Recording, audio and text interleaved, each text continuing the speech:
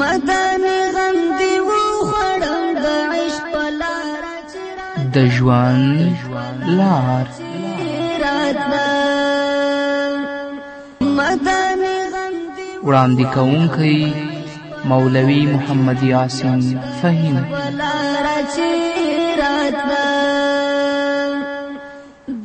د ژوند لار.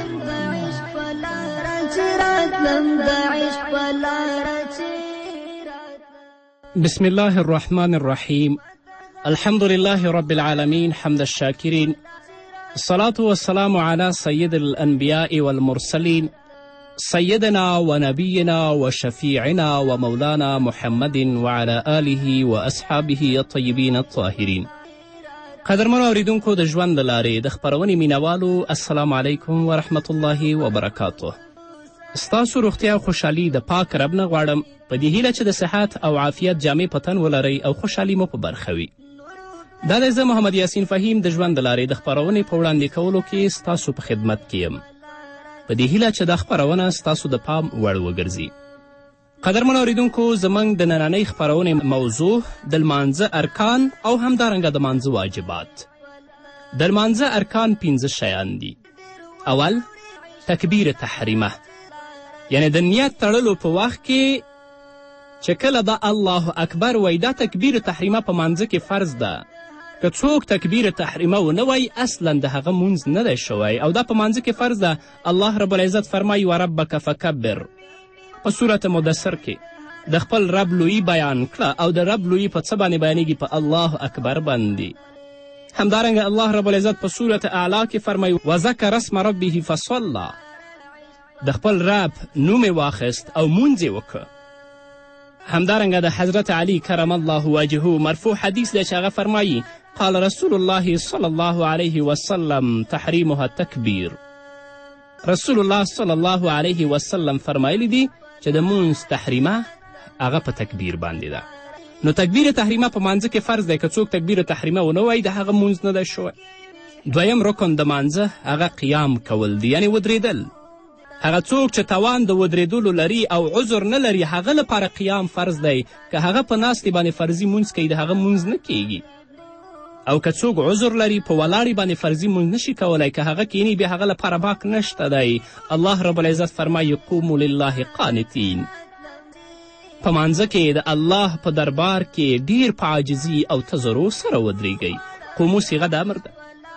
همدارنګه حضرت عمران بن حسین رضی الله تعالی عنه فرمایلی دي كانت بي بواسير فسألت رسول الله صلى الله عليه وسلم عن الصلاة فقال صل قائما فإن لم تستطع فقاعدا. رواه بخاري.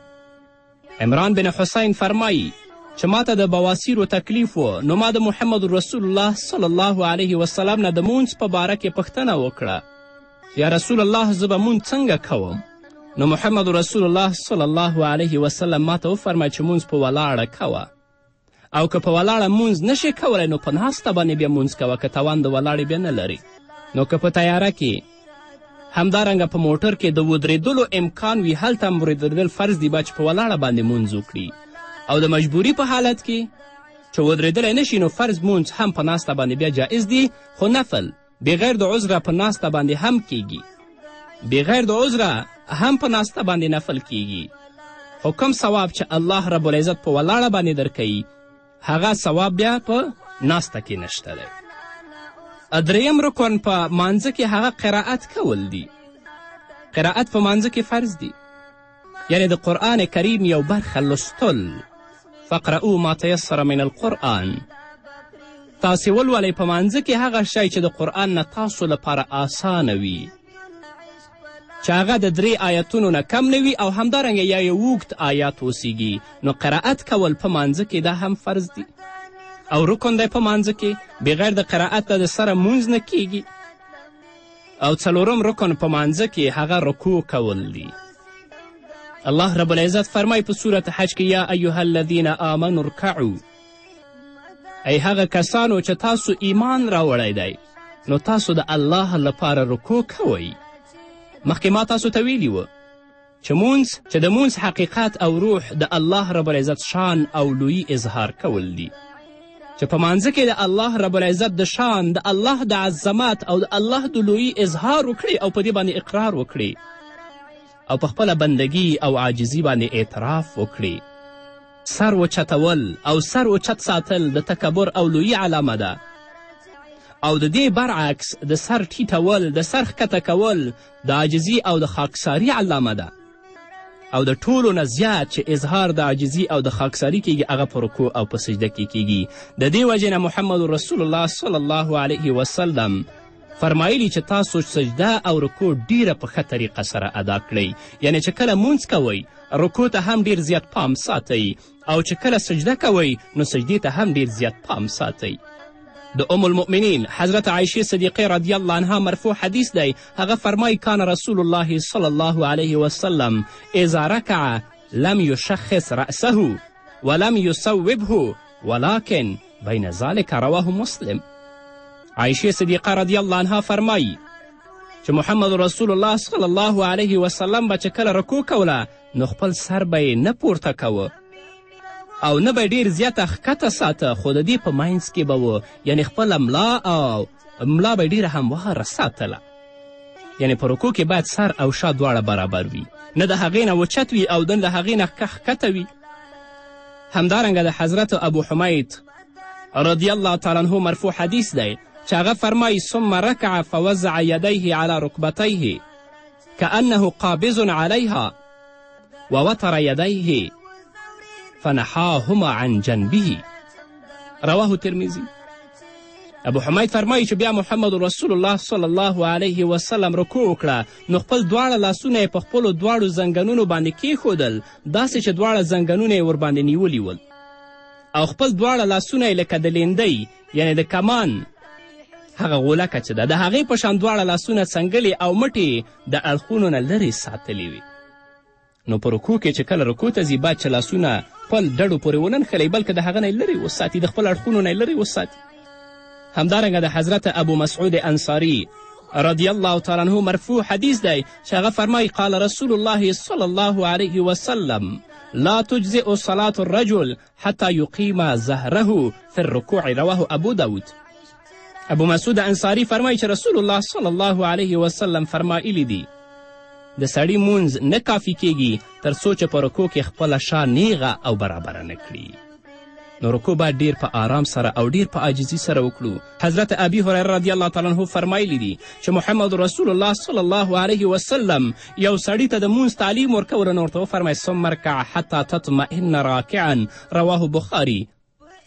بیا په اطمینان سره رکوع وکړه. نو له بده مرغه چې نه زموږ رکوع معلومه ده او نه زموږ سجده معلومه ده، الله دې په موږ باندې رحم وکړي.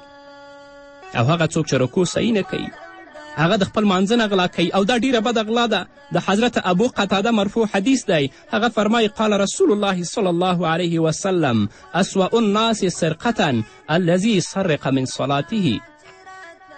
قالوا یا رسول الله صلی الله علیه وسلم وكيف يسرق من صلاته قال لا يتم رکوعها ولا سجودها. رسول الله فرمایلی دی چې ډیر خراب غل هغه دی چې په خپل مونځ کې غلا کوي. صحابه و رسول الله صلی الله علیه وسلم ته عرض وکړ یا رسول الله مونځ کې به څنګه غلا کوي؟ رسول الله صلی الله علیه وسلم ورته وفرمیل چې څوک د مانځه رکوع او سجده پوره نه کوي هغه د مانځه غل دی. نو باید چې رکوع په مانځه کې رکن دی ډیر په صحیح طریقې سره او ډیر په اطمینان سره رکوع ادا شي. پنځم رکن په مانځه کې هغه سجده کول دی. سجده باید هم ډیر په عاجزي سره او ډیر په تضرع سره الله ته وشي، ځکه سجده د الله رب العزت د نزدیکیت ذریعه ده. الله رب العزت فرمایي واسجد واقترب، سجده کوئ او د الله پاک نزدیکیت حاصل کړئ. د حضرت ابو هریره رضی الله تعالی عنه مرفوع حدیث دی. هغه فرمایي قال رسول الله صلی الله علیه وسلم اقرب ما یکون العبد من ربه وهو ساجد رواه مسلم. حضرت ابي هریره رضی الله تعالی عنه فرمایي چې رسول الله صلی الله علیه وسلم فرمایلی دي چې د بنده خپل رب ته ډیر قرب او نزدیکیت د سجدې په حالت کې حاصلیږي. یعنی بنده چې خپل رب ته ډیر زیات نږدې کیږي هغه د سجدې په حالت کې. نو باید چې سجده ډیر په عاجزي او ډیر په تضرع سره وشي. او هغه طریقې د سجدې چې فقهاو موږ ته بیان کړي دي هغه باید په مهغه طریقه باندې سجده وشي. د سجدې شکل او آداب چې سجده باید څنګه وشي. د حضرت وائل بن حجر رضی الله تعالی عنه نه روایت ده چې ان النبی صلی الله علیه وسلم فلما سجد بین کفیه، رسول الله صلی الله علیه وسلم به چې کله سجده کوله نو دواړو لاسونو په منځ کې به سجده کوله، لاسونه به یې نږدې کیښودل او هغو په منځ کې به رسول الله خپل مخ لګوه، سجده به یې کوله. همدارنګه حضرت عبدالله بن مالک رضی الله تعالی عنه فرمایلی دي کان النبی صلی الله علیه وسلم اذا سجد فرج بین یدیه حتی یبدو بیاض ابطیه، رواه بخاری و مسلم. نبی کریم صلی الله علیه وسلم به چې کله سجده کوله نو خپل دواړه لاسونه به یې لرې ساتل د خپلو اړخونو نه، تر دې چې د رسول الله صلی الله علیه وسلم هغه د تخرګو بیاس او سپینوالی به ښکاره کیده. همدارنګه د حضرت برا مرفوع حدیث دی، هغه فرمایي قال رسول الله صلی الله علیه وسلم اذا سجدت فزع کفیک وارفع مرفقیک، رواه مسلم. رسول الله صلی الله علیه وسلم فرمایي چې کله ته سجده کوي نو د خپل لاسونه په ځمکه کې د خپل د لاسونو کفین یعنی د لاسونو تلې او خپلې څنګلې اوچت یې کړه. او ځینې زموږ ورونه دي چې کله سجدې ته سي لاسونه او څنګلې په ځمکه باندې لګولي چې دا ډېره سخته ګناه ده او مونځ مکرو کوي. او چې کله سجده کوو باید سجده په اوو اندامونو باندې وکړو. حضرت عبدالله ابن عباس رضی الله تعالی عنه فرمایلی دي قال رسول الله صلی الله علیه وسلم امرت ان اسجد على 7 اعظم على الجبهة واليدين والركبتين واطراف القدمين، رواه البخاری و مسلم. حضرت عبدالله ابن عباس رضی الله تعالی عنه فرمایي چې رسول الله صلی الله علیه وسلم فرمایلی چې ما ته د رب د طرف نه حکم شوی دی چې په اوو اندامونو باندې زه سجده وکړم. هغه اوو اندامونه د خپل تندي باندې، د خپل دواړو لاسونو باندې، خپل دواړو زنګنونو باندې او دواړو خپو په طرفونو باندې، یعنی سجده دې داسې وشي چې اندامونه په ځمکه کې لګېدلي وي. او چې کله سجده او قومه کوو د رکوع نه چې پورته کیږو قومې ته او همدارنګه د یوې سجدې نه چې پورته کیږو بلو ته باید چې دا قومه او زموږ جلسه ډیر په اطمینان سره وي چې مخکې په دې باندې زه هم غږېدلی یم.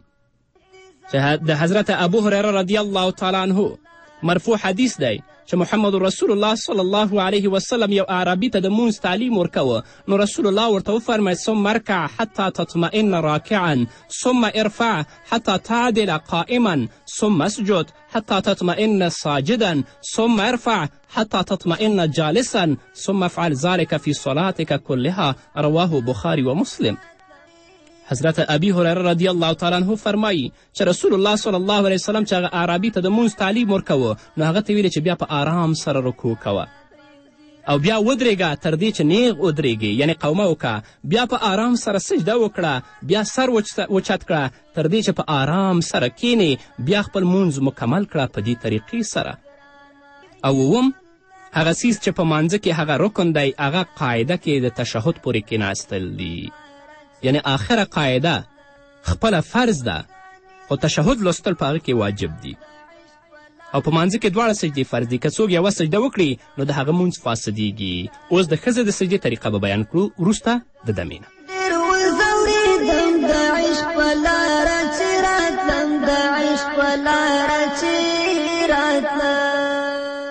مدني غم دی و خړم د عشق لاره چې راتلم د عشق لاره چې راتلم. قدرمنو اوریدونکو بیا هم زموږ سلامونه او نیکې هیلې ومنئ. سجده خو په مانځه کې فرض ده خو د ښځې سجده او د نارینه سجده فرق لري. انشاءالله په نورو خپرونو کې به په دې باندې زه تفصیلي غږیږم. ښځه به ډېره خلاصه سجده نه کوي بلکې د خپله خیټه به د خپلو رنونو سره لګوي او وروسته د هغه د سجده وکړي. د حضرت عبدالله بن عمر رضی الله تعالی عنه مرفوع حدیث دی. هغه فرمایي چې محمد رسول الله صلی الله علیه وسلم د ښځې د مانځه په باره کې وفرمایل و اذا سجدت الصقت بطنها بفخذیها کاستر ما یکون لها، چې ښځه کله سجده کوي نو خپله خیټه به د خپلو پتنونو او رنونو سره جوخته وساتي چې د دې دپاره د زیاتې پردې سبب دی. کلاو او خلاصه سجده لکه څنګه چې سړی کوي چې خپله ګیډه د خپله پښو او د خپلو رنونو نه اوچته او جګه ساتي، داسې سجده د ښځه نه کوي. همدارنګه د حضرت علی کرم الله وجهه ارشاد دی. هغه فرمایي اذا سجدت المرأة فلتزم فخذیها، ښځه چې کله سجده کوي نو دواړه پتنونه او د خپل دواړه ورنونه د سره یو ځای کړي، هغه د جفت کړي او وروسته د دې د سجده وکړي، د خپلې پښې د خلاصې هم نه پرېږدي. د دې احادیثو نه دا اصول واضح شو چې ښځې دپاره د مونځ هغه طریقه سنت ده چې ډیره د ستر او د پردې سبب وي، هغه طریقه باندې باید ښځه مونځ وکړي. نو د اسلام فقهاو کرامو د دې اصولو په وجه د ښځې او د سړي مونځ کې فرق بیان کړی دی. لکه د فقه حنفي مشهور او معروف کتاب هدایې په اول جلد کې په 2 صفحه کې دا ډیر په تفصیل سره بیان کړي، او انشاءالله هغه 10 فرقه چې د نارینه او د ښځینه په مانځه کې دي انشاءالله هغه به هم زه په تفصیل سره بیان کړم. هدایه لیکي والمرأة تنخفض في سجودها وتلزق بطنها بفخذیها لأن ذلك استر لها. ښځه د سجده جوخته کوي او خپل خیټه د خپلو پتنونو او رنونو سره یو ځای کړي، ځکه چې دا د دې دپاره ډیر زیات د پردې سبب دی. او هغه طریقه چې د ښځې دپاره د پردې سبب ګرځي، یعنې هغه مونځ، هغه ښځې دپاره ډیر بهتر دی. اوس ښځه چې کله د سجدې نه پورته کیږي هغه به تورک کوي. سړی چې کله سجدې ته ځي نو په سجده کې به د خپل دواړه پښې دروي، اما ښځه به د خپل دواړه پښې نه دروي. چې کله زموږ یو مسلمان ورور سجده کوي، یعنې د دواړو سجدو په منځ کې د خپل چپه پښه څملوي او په هغې دې کینی او راسته پښه دې ودروي. حضرت عایشه رضی الله عنها د مونځ په باره کې فرمایي کان رسول الله صلی الله علیه وسلم یفرج رجله الیسرا و ینصب رجله الیمنا. رسول الله صلی الله علیه وسلم به خپله چپه پښه غوړوله او ښي خپه به یې دروله او په هغې باندې به کېناسته په چپه پښې باندې. اما ښځه به په مانځه کې تورک کوي. د تورک مطلب دا دی خپله دواړه پښې به ښي طرف ته وباسي او په هغې باندې به کیني. لکه هدایه لیکي وان کانت امرأة جلست على الیتیها اليسرى واخرجت رجایها من جانب الایمن لانه استر لها. مطلب دا دی او خپې دې دواړه ښي طرف ته وباسي، ځکه دا ښځې دپاره ډیر استر او ډیر د پردې کار دی. د لمانځه واجبات که چیرې په مانځه کې دننه فرایض پاتې شو نو مونځ نه ادا کیږي. هغه فرایضو چې ما تاسو ته ولیسه چې 7 پکې شرط او په 15 پکې ارکان ول، خو که چیرې په مانځه کې واجب پاتې شي یا یې هیر شي نو مونځ نه فاسدېږي، بلکې په مانځه کې به څه کمی پاتې شي. نو د دې کمی د لرې کولو دپاره په شریعت کې سجدې سهوه کول ضروري دي، ځکه چا نه چې په مانځه کې واجب پاتې شو نو د هغه مونځ نقصاني شه او جبر او پورهوالی د دې نقصان چې کیږي هغه په سجدې سهوه باندې کیږي. او که چا نه هم سجدې سهوه پاتې شوه نو د دې مونځ ناقص ادا شو، دوباره لمونځ کول په هغه باندې واجب دی چې د خپل مونځ د سره بیا راوګرځوي. ځکه زموږ فقهاو دا لیکلي لکه اسلامي فقې چې هغه چا نه سجدې سهوه په مانځه کې پاتې شي په هغه باندې اعاده د مانځه لازمي ده، واجب ده چې اعاده د مانځه وشي، ځکه د دې مونځ شوی دی خو لمونځ یې سره د نقصانه شوی دی. نو د لمانځه واجبات زموږ فقهاو بیان کړي دي چې په مانځه کې 14 واجبات دي. که چیرې کوم واجب پاتې شي او سجدې سهوه ونه شي هغه مونځ ناقص دی او په ترک د واجب باندې باید سجدې سهوه وشي. اول واجب د مانځه د تحریمې تکبیر د الله اکبر په لفظ سره ویل. دویم د قرائت لپاره د 2 لومړنیو رکعتونو تعینول چې 2 رکعتو اولو کې به قرائت لولي په فرضو کې. دریم د لمانځه په 2 رکعتونو کې د سورت فاتحې نه غیر 3 لنډ یا یو اوږد آیت لوستل د سورې فاتحې نه وروسته. څلورم د الحمدلله لوستل د فرض او سنتو په ټولو منځلو کې، یعنې سورې فاتحه په فرض او په سنتو منځونو کې په ټولو کې د دې لوستل واجب دي. پنځم د نفلو او وترو په ټولو رکعتونو کې د سورې فاتحې سره یو سورت یا 3 آیتونو لوستل دا هم واجب دي. او په فرض منځونو کې صرف په اولنیو 2 رکعتونو کې سورې فاتحه یا 3 آیتونه لوستل واجب دي. په 3م او 4م رکعت کې لوستل سنت دي، ځکه چې رسول الله صلی الله علیه وسلم فرمایي چې د هغه چا لمونځ نیمګړی دی چې سورت فاتحه پکې ونه لولي. شپږم ټول ارکان پرله پسې ادا کول. که په یو رکن کې دومره تاخیر وشي چې د سجدې یا رکوع په اندازه وي نو سجدې سهوه په هغه باندې واجب ده، باید تاخیر په رکن کې رانه شي. اووم له رکوع نه مخکې په سجدې کولو هم سجدې سهوه لازمیږي، یعنې رکوع یې لا نه ده کړې او سجده یې کړې ده، په دې باندې هم سجدې سهوه لازمیږي. اتم په رکوع او په سجده کې دومره ځنډ کول چې 3 ځله پکې سبحان ربی الاعلی وویل شي. که له دې نه مخکې څوک رکوع یا سجدې ته ښکته شو نو د سنتو خلاف کار یې وکړ. هغه کسان چې زر رکوع او سجدې کوي د هغه لمونځ نه کیږي. په دې هکله صحیح حدیث هم موجود دی، په اسلامي فقه کې لیکلي دي. نو په رکوع او په سجده کې باید دومره ځنډ وکړي چې هغه کې 3 ځلې سبحان ربی الاعلی وویل شي. نهم لومړی قاعده کول، یعنی اول قاعده که 3 رکاتي وي یا 4 رکاتي وي په هغو کې اوله قاعده واجب ده. 10 په دواړو قاعدو کې د اتحیاتو یعنې د تشهد لستل دا خو واجب لیدي، خو ځینې فقها ویلي چې اوله قاعده واجب، تشهد پکې سنت، آخره قاعده فرض، تشهد پکې واجب. 12 ټول رکنونه په صحیح توګه ادا کول چې په هغه کې تیزوالی نه وي. 14 په کومو منځونو کې چې په پټه قرآن کریم ویل کیږي یعنې خفیه ویل کیږي لکه د مازیګر او د ماسپښین 4 رکاته فرضونو، په دغه لمنځونو کې قرآن کریم په پټه لوستل کیږي. او د جهر والا لمنځونه په هغه کې جهر لوستل واجب دي، یعنې د سهار په مانځه کې جهر واجب دی امام لپاره، د ماسپښین په مانځه کې، د مازیګر په مانځه کې خفیه په دې باندې واجب دی، او د ماښام او د ماسخوتن مانځه کې په دې باندې هم جهر لوستل واجب دي. یعنې په هغه منځونو کې چې خفیه وي خفیه لوستل واجب دي، په هغه منځونو کې چې جهر وي هلته جهر لوستل واجب دي. 14 په السلام علیکم ویلو باندې لمونځ ختمول. 15 د وتر مانځه لپاره په 3م رکعت کې دعای قنوت لوستل، یعنې د وترو په منځونو کې دعای قنوت لوستل دا هم واجب دي. 14 د اخترونو په منځونو کې 3 تکبیرونه ویل. خو د اختر په مانځه کې که د چا نه تکبیرونه پاتې شول، د امام نه خلک زیات و، نو د تکبیرونو د پاتې کېدلو په وجه باندې یا د بل واجب د پرېښودلو په وجه باندې هلته سجدې سهوه کول پکار نه دي. نو که د دغه واجباتو څخه د چا نه یو واجب هیر شي یا ترې پاتې شه، نو په دې صورت کې په دې باندې سجدې سهوه لازم ده. نو قدرمن اوریدونکو په بلې خپرونې کې به انشاءالله د سجدې سهوې په باره کې څو لنډې مسلې تاسو ته وړاندې شي. دا وه زموږ نننۍ خپرونه چې ستاسو درانه حضور ته وړاندې شوه. تر بلې خپرونې پورې تاسو ټول په پاک رب سپارم. پاتې ژوند او پاتې ورځم نیکمرغه. الله مو مل شي. در پسې ډېر وځورېدم د عشق په لاره چې راتلم، د عشق په لاره چې راتلم. زما غم خوار جانانه اوس مې بېل نه کړې له ځانه، دا به پرېوځي راته ګرانه. زما غم خوار جانانه اوس مې بېل نه کړې له ځانه، دا به پرېوځي راته ګرانه. لهي بېلتون ته نه ورځم د عشق په لاره چې راتلم، د عشق په لاره چې راتلم.